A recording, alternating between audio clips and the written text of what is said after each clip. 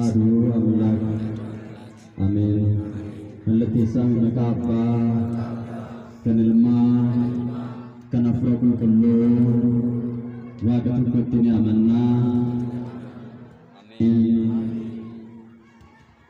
Ijawa kayu kandatan, apun iku dakonon, tejanjangkan angkatan basun yang gila, faguras yorong utani.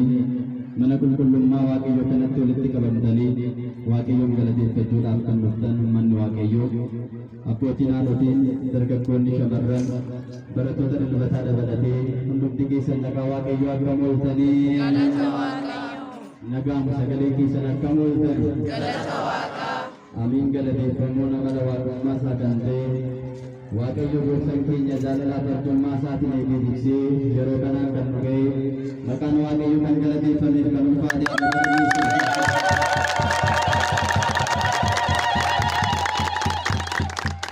Anaarsituun haati keenya giiftiin keenya Tulluun Maariyaam ergamoonni toloonni qulqulloonni waaqayyo akka kennaaf kabaja isaanitti galanni ulfinni isaaniif haa ta'u irra deebiidhaan barsiisota baay'eetu jira. Ajajamuun aarsaa dhaggeeffatoota caalaa jedhama caafuu qulqulluuni. Ajajamuudhaaf malee barsiisonni ana caalatti isin barsiisuu danda'an ni jiru. Egaa daqiiqaa muraasaaf sagalee waaqayyoo waliin baran. Sagalee waaqayyoo akkana jedha. ብዙ ሴቶች መልካም ነገር ያደርጋሉ፣ አንቺ ግን ሁሉም ትበልጣለሽ። dubartoonni baay'een waan gaarii ni raawwatu, ati garuu hunduma isaanii ni caalta. Jecha kana kan dubbate qulqullichi Solomoon Macaafa Fakkeenyaa boqonnaa 31 lakkoofsa 29 irraa kaasnee gaafa dubbifnu waa'ee gaarummaa haadha keenyaa qulqulleettii dubaroo Maariyaam bal'isee Solomoon ni kaasa. Dhuguma haati keenya qulqulleettiin dubaroo Maariyaam dubartoota addunyaa kanarra jiran hundumarra uumamoota addunyaa kanarra jiran hundumarra ni caalti. Galanni ulfinni waaqayyoodhaaf haa ta'u. Dubartoonni baay'een mootii gadaaniiru. Dubartoonni baay'een waan gaarii hojjetaniiru. Qulqulleettiin haati keenya dubaroo Maariyaam garuu mootii samii fi lafaa kan ta'e waggaa 5,500 guutuu xalayaa garbummaa keenyaa kan nurratti barreeffame raajonni hedduu xalayaa garbummaa kana nurraa kaasuu kan hin dandeenye kan dadhaban raajonni hedduun baroota hedduudhaaf gara waaqayyootti bu'aa kan turan xalayaa garbummaa sana kan nurra haadha mucummaa keenya isa waggaa 30tti Addaam hin dhabne sana kan nu deebise gooftaa gooftotaa kan ta'e waaqa waaqotaa kan ta'e gooftaa keenya qoricha keenya Yesuus Kiristoos nuuf dhiyeessee qoricha addunyaa nuuf laatte. Galanni ulfinni waaqayyoof haa ta'u. Ergamoonni waaqayyoo fuula isaa dhaabbachuu kan hin dandeenye qulqulluu qulqulluu qulqulluu jedhanii kan isa galateeffatan koochoo ja'a kan qaban lamaan shaffanatanii lamaan immoo shabshabanii lamaan immoo golgatanii waaqayyoon uumaa isaanii kan galateeffatan. Giiftiin keenya qulqulleettiin dubaroo Maariyaam garuu ibidda waaqummaa sana gadameessa ishee keessatti baattee gooftaa keenya qoricha keenya Yesuus Kiristoos qoricha addunyaa nuuf dhiyeesse. Galanni ulfinni haadha keenyaaf haa ta'u. Maariyaam kabajna. Manni kiristaanaa keenya bakka hundumatti Astaroo jettee ni kabajji. Astaroo jechuun ifa bahuu jechuudha. Astaroo jechuun mul'achuu jechuudha. Cuuphaa gooftaa keenya qoricha keenya Yesuus Kiristoos irraa kaasee hanga amajjii guyyaa 30tti manni kiristaanaa keenya Astaroo jettee ayyaana kana ni kabajji. Mul'achuu gooftaa keenya Yesuus Kiristoos samii samiirraati gadi buusaa gadameessa haadha keenya qulqulleettii dubaroo Maariyaam keessa bulee dhalachuusaa xalayaa garbummaa ijoollee Addaam irratti barreeffame gooftaan keenya qorichi keenya Yesuus Kiristoos balleessuudhaaf Yordaanos keessatti mul'ate xalayyaa garbummaa keenyaa sana nurraa haquudhaaf waa'ee mul'achuu isaa manni kiristaanaa keenya ni lallabe. Gooftaan keenya qorichi keenya Yesuus Kiristoos kan inni mul'ateef inni guddaan kaayyoo diinaa balleessuudhaaf ijoollee Addaamin kan ta'an hundumaa bilisummaa dhugaa isaaniif kennuudhaaf mul'ate gooftaan keenya Yesuus Kiristoos. Galanni ulfinni Waaqayyoodhaaf haa ta'u. Egaa guyyaa har'aa kunis guyyaa addaas guyyaa boqonnaa haati keenya qulqulleettiin dubaroon Maariyaam addunyaa kanarraati ijoollee itti boqotte. Waa'ee du'a ishee kan itti yaadatamu waa'een boqonnaa ishee kan itti lallabamu namni kamiyyuu addunyaa kanarra ni jiraata. Yeroodhaan booddee garuu ni boqota. Yeroodhaan booddee garuu ni du'a. Boqonnaan haadha keenya qulqulleettiin dubaroon Maariyaam garuu dinqii raajii ajaa'iba. Boqonnaan ishee akka kan namootaa osoo hin taane adda. Nuti kan boqonnu nuti kan duunu namoonni baay'een guyyaa du'a isaanii hin beekan, guyyaa du'a keenyaas hin beekan. Baay'een isaanii osoo rafan walgaa irratti hafanii du'aniiru. Baay'een isaanii godaansa irratti daandii irratti du'aniiru. Baay'een isaanii sababa adda addaatiin du'aniiru. Giiftiin keenya dubaroon Maariyaam garuu boqonnaan ishee addadha. Kan ishee jechisiisu inni guddaan waan tokko nuuf du'a isheedhaan boqonnaa dukkana keessaa gara ifaa siyoolii keessaa gara gannataatti kan ittiin darbisu Waaqayyoon uumaa keenya kan ittiin argine eebba kan ittiin arganne waan ta'eef guyyaan kun kiristaanotaaf guyyaa addaatti bagattees hin geenye. Giiftiin keenya qulqulleettiin dubaroon Maariyaam akkuma abbaa ishee Yaaqoob naannarraatti dhalatte tulluu Libaanos irratti caamsaa gaafa guyyaa torba akkuma dhalatte maashin ishee gara manaatti fudhatanii galan. Mana abbaa fi haadha ishee waggaa sadii erga jiraatteen booddee akkuma waadaa Waaqayyoodhaaf galanitti geessanii mana qulqullummaa Waaqayyootti kennaa laatan. Waggaa 12 guutuu beeta maqdasii keessa Waaqayyoon tajaajilaa ajaa'iba Waaqayyoo gurra isheedhaan dhaggeeffachaa taammiri Waaqayyo raajii Waaqayyo hojjetu hundumaa argaa mana kiristaanaa keessatti guddatte. Kanaaf macaafni qulqulluun daa'imman anarraatii hin dhorkina gara kiyyatti haa dhufanii kan inni jedhuuf kanaaf ijoolleen mana qulqullummaa Waaqayyo keessatti guddatan kennaa qabu. Waaqayyoon uumaa isaanii galateeffatu. Abbaa fi haadha isaanii ni kabaju. Biyya isaaniis ni kabaju. Walii isaaniif hin jaallatu waan ta'eef.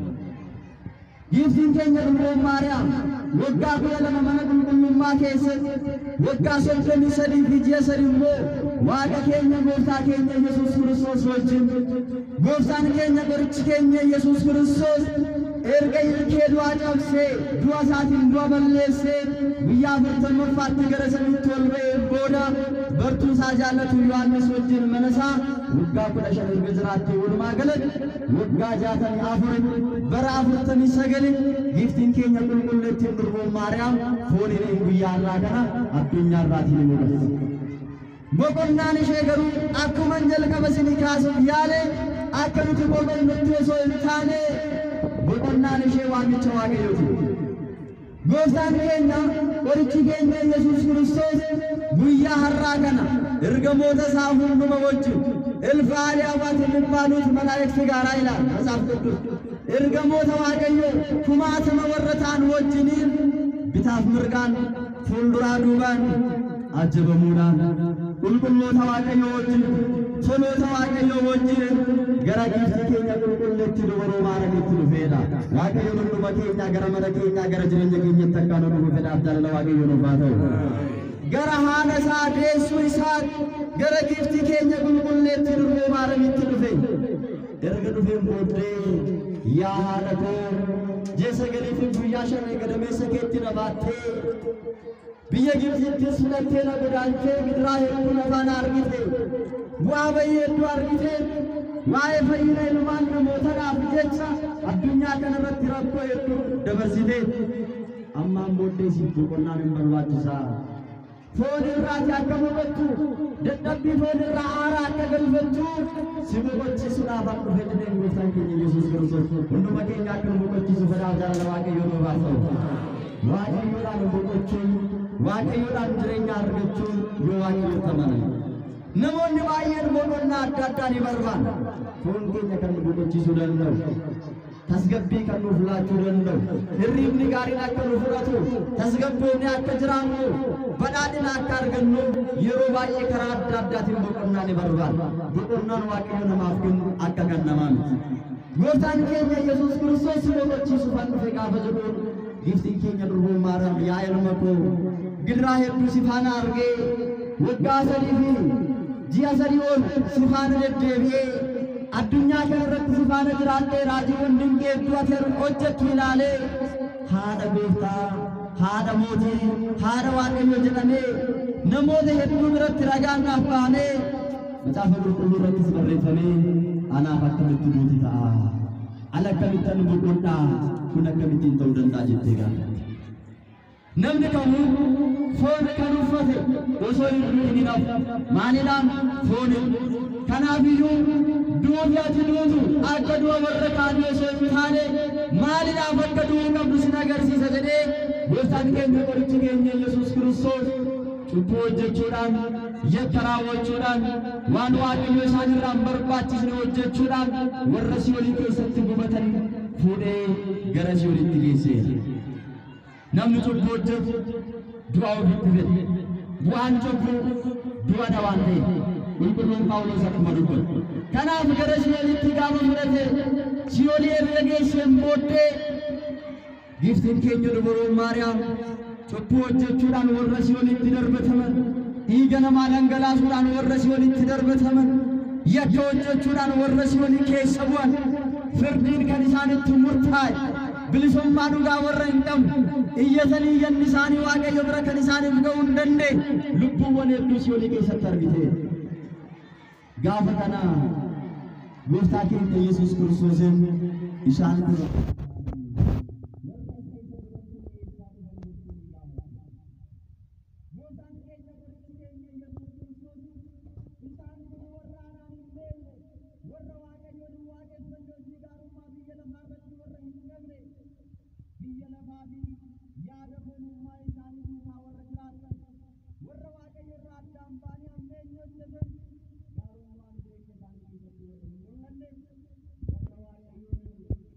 isaan firdi argatanii samii fi lafti kun osoo hin uumamin dursa cubbamootaaf warra iddoo isaaniif qopheessedha. Gaafa inni isheedhaan jedhu isheenis deebistee akkana jette, yaa ilma koo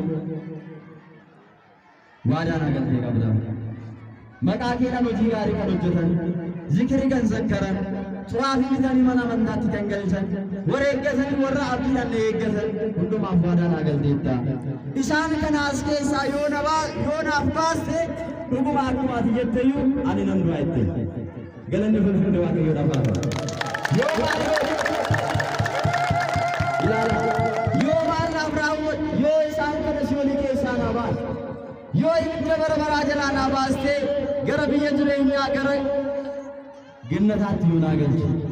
Gooftaan keenya qorichi keenya Yesuus Kiristoos cubbuu osoo hin hojjetin, yakka osoo hin qabaatin, balleessaa osoo hin qabaatin akka namaatti foon namaa uffatee biyya lafaarra deddeebi'uudhaan firdii biyya lafaarraa kan fudhate gooftaan keenya Yesuus Kiristoos kan nuuf madaa'e badii keenya balleessuudhaaf malee badii tokko hin qabu. Yakka keenya balleessuudhaaf malee yakka hin qabu. Cubbuu keenya haquudhaaf malee inni cubbamaa miti. Gonfoo jireenyaa nutti kaa'uudhaaf malee inni gonfoon qoraattii isaaf malee cubbamaa waan hin taaneef gooftaan keenya Yesuus Kiristoos akkuma oolaan nama isaa harkise duukaa deemu Yihuudoota faana deemee qaraanoo irratti fannifamee dhiiga isaa qulqulluu dhangalaasee foon isaa qulqulluu sana nuufutee jireenya bara baraa nuu kennuudhaaf jecha aarsaa nuuf taasise giftiin keenya durbuu Maariyaam kan isheen kadhatte inni guddaan lubbuuwwan as keessa jiran waraabaa. Har'aaniif isin waliin kadhachaa jirra. Har'aaniif isin waa'ee ollaa keenyaaf, waa'ee naannoo keenyaaf, waa'ee biyya keenyaaf, waa'ee lammii keenyaaf kadhachaa jirra. Nuuf Allaa kana walitti kadhachaa jirra. Namoonni baay'een biyya lafaa irratti gaafa laallu jaalalli biyya lafaa irratti qabbanaa'e. Maaliif yoo jennu መልካም ሰው ከልቡ መዝገብ መልካም ነገር ይናገራል። ክፉ ሰው ከልቡ መዝገብ ክፉ ነገር ይናገራል። Namni gaariin gaarummaa laphee isaa keessaa waan gaarii baasee dubbata. namni hamaan ammeen jalatti isaa keessaa baasee waan hamaa dubbatee Maatiyoos boqonnaa 12:35 irratti akka barreeffame giiftiin keenya durboommaadhaan yaada ishee keessaa jireenya ishee keessaa baastee kan isheen dubbachaa jirtu waa'ee fayyina ilmaan namaa. Si'oolii keessaa baanii gara gannataatti akka galan, dukkana keessaa baanii tulluu jireenya irra dhaabbatanii Waaqayyoon akka galateeffatan, du'a jalaa baanii jireenya akka argatan Waaqayyoon kadhachaa jirti ilaala. Gaafa kanaa eeyyee akkuma waadaa siif gale waadaa ta'ee galee warra jiraatanii jireenya bara baraa isaan akka argatanii boqonnaa lubbuu foonii akka argatanii wareeggatanis akka narraa argatanii isaan kana lubbuu kana hundumaa fayyina siifan kenna si'oolii keessaa siifan baasedee gooftaan keenya qorichi keenya Yesuus Kiristoos lubbuuwwan si'oolii keessa jiran sana hunduma isaanii haadha keenya lubbuu maaraminaaf jedhee gara gannataatti isaan dabarsedha. Galanni fulfannaa Waaqayyoo barbaada. Warreen yakka raawwatan warreen cubbuu hojjetan kadhannaa giiftii keenya durboo maaramiti araarsummaa isheedhaan si'oolii keessaa ba'anii gara gannataatti kan itti darban dukkana keessaa ba'anii ifa jireenyaa kan itti argan maaliif yoo jennu warri Waaqayyoon filan muuda warra hin qabne eenyutu isaan hadheessuu danda'a akka waan isaan cubbuu hin qabneetti erga Waaqayyoon isaan filate erga Waaqayyoon isaan adda baafate eenyutu isaan hadheessuu hin danda'u. Phaawulos akka dubbate kan Waaqayyo filate kan Waaqayyo adda baafate bultoo isaa kan taasifate araarsummaa giiftii keenya durboo maaramiitiin lubbuuwwan hedduun guyyaa irraa boqotaniiru. Galanni fulfilli Waaqayyo lamaa giiftii keenya durboo maaramiitiin addunyaa kanarraa foon isheedhaan boqochuu isheetiin lubbuun hedduun boqotaniiru. Ani isinis lubbuun keenya akka boqotuuf biyya lafarratti waan gaarii hojjechuun nurra jira. Waaqayyoon amanuun nurra jira. Abdii keenya Waaqayyo irra taasifachuun nurra jira. Waa'ee foon keenyaaf dhiphachuu qofa osoo hin taane, waa'ee biyya lafaadhaaf qofa dhiphachuu osoo hin taane, Waaqayyoon lubbuu keenya boqonnaa bara baraa akka isheedhaaf laatuuf waa'ee lubbuu keenyaaf dhiphachuun barbaachisaadha. ስለምትበሉትና የምትጠጡት አትጨነቁ ይላል።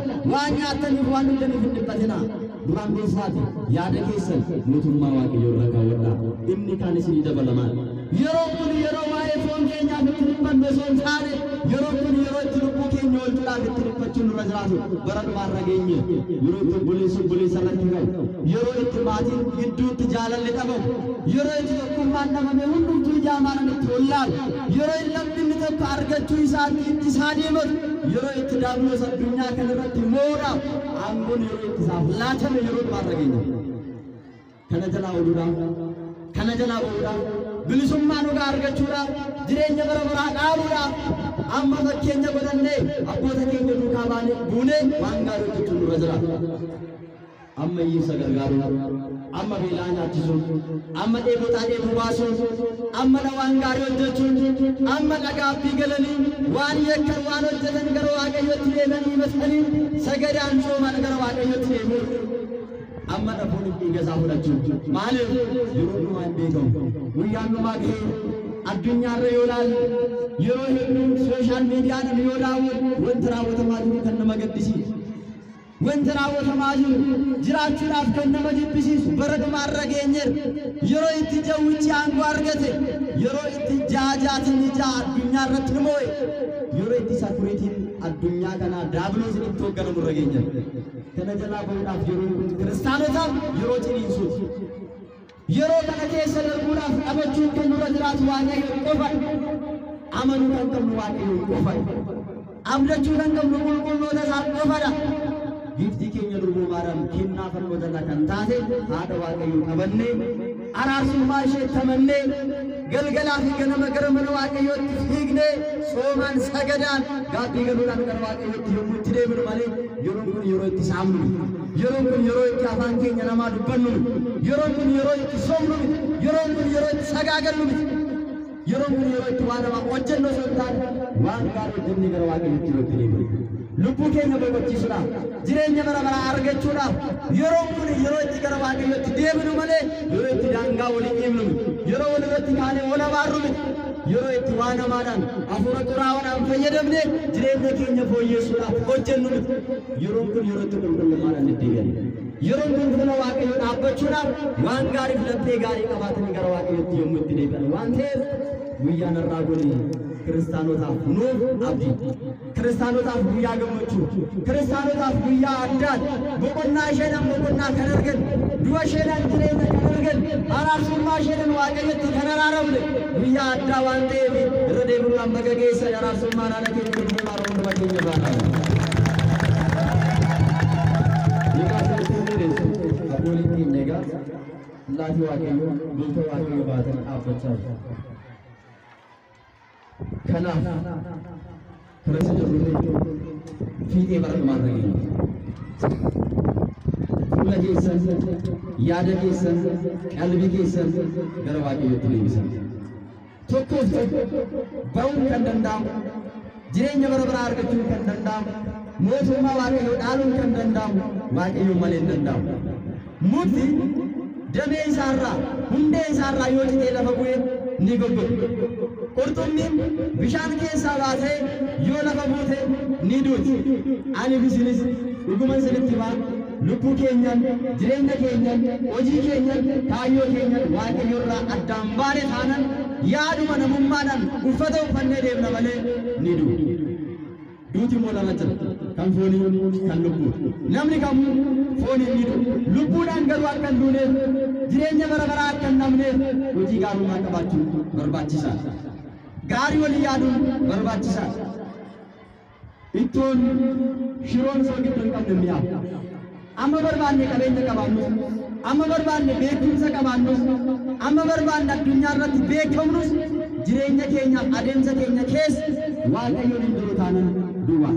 Kanaafuu jireenyi keenya duwwaa akka hin taane Waaqayyoon amannee qalbii keenya jijjiirrannee gara Waaqayyootti deebinee fooniif dhiiga isaa fudhannee faarfattoota maqaa isaa dhaaltota mootummaa isaa akka ta'an Waaqayyoon hunduma keenya nu haa gargaaru. Kan nu barsiise kan nu gorsu maqaa Waaqayyoo kan galateeffame haa ta'u.